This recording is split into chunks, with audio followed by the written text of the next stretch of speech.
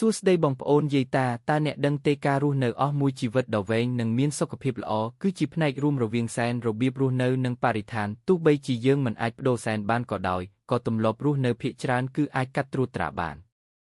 ខាងក្រោមនេះជាទម្លាប់ដែលត្រូវបានស្រាវជ្រាបថាអាចជួយពង្រីកអាយុជីវិតនិងជាជំនួយឲ្យមានសុខភាពល្អបាន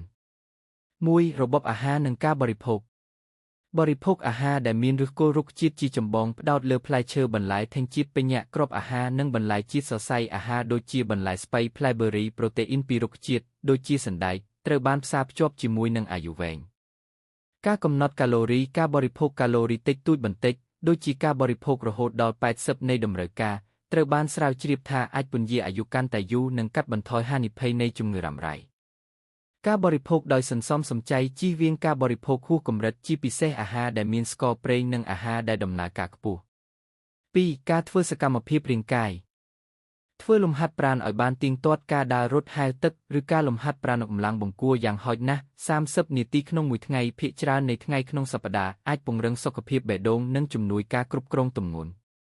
ការរក្សាសកម្មភាពក្នុងជីវិតប្រចាំថ្ងៃការធ្វើការងារផ្ទះឡើងជណ្ដើរឬការដើរលេងក៏ជាជំនួយដ៏ល្អដែរ 3. ការគ្រប់គ្រងភាពតានតឹងនិងសុខភាពផ្លូវចិត្ត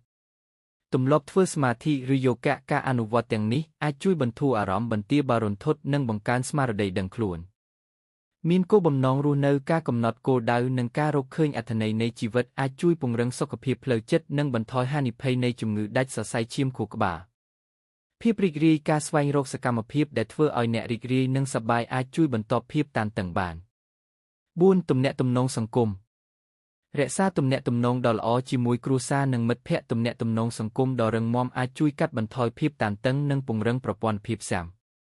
ការចូលរួមក្នុងសហគមន៍ការជួយគ្នាទៅវិញទៅមកនិងការចូលរួមក្នុងសកម្មភាពសង្គមអាចផ្ដល់នូវអារម្មណ៍ថាជាកម្មសិទ្ធិនិងជួយពង្រីកអាយុជីវិត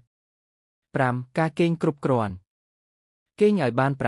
7-9 ម៉ោងក្នុងមួយយប់ការគេងគ្រប់គ្រាន់ជួយឲ្យរាងកាយព្យាបាលនិងស្ដារខ្លួនវិញបង្កើតហានិភ័យនៃជំងឺរ៉ាំរ៉ៃនិងពង្រឹងស្មារតី 6. ជៀសវាងគ្រឿងស្រវឹងនិងជក់បារីកុំជក់បារីការជក់បារីគឺជាកត្តាដ៏ធំមួយដែលបំផ្លាញសុខភាពនិងពន្លត់អាយុជីវិត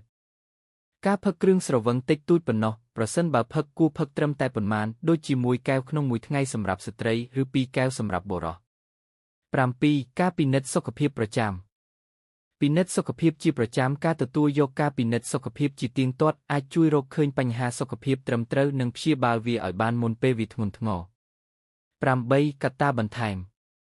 ការរស់នៅក្នុងបរិស្ថានដែលមានខ្យល់អាកាសបរិសុទ្ធការជៀសវាងការហិតខ្យល់មិនបរិសុទ្ធនិងទឹកស្អាតអាចជួយបន្ទាប់ហានិភ័យនៃជំងឺផ្សេងការរក្សាទម្ងន់ឲ្យសមស្របការមានសន្លាក់ដែលមានសុខភាពល្អអាចបង្កើនអាយុជីវិតនិងបន្ទាប់ហានិភ័យនៃជំងឺរ៉ាំរ៉ៃសង្ខេបការរស់នៅអស់អាយុវែងនិងមានសុខភាពល្អមិនមែនគ្រាន់តែជាការបន្ថែមឆ្នាំដល់ជីវិតនោះទេប៉ុន្តែជាការបន្ថែមជីវិតដល់ឆ្នាំទាំងនោះការចាប់ផ្ដើមអនុវត្តទម្លាប់ល្អទាំងនេះមិនថាអាយុប៉ុន្មានក៏ដោយគឺជាការវិនិយោគដ៏ល្អបំផុតសម្រាប់សុខភាពរបស់អ្នក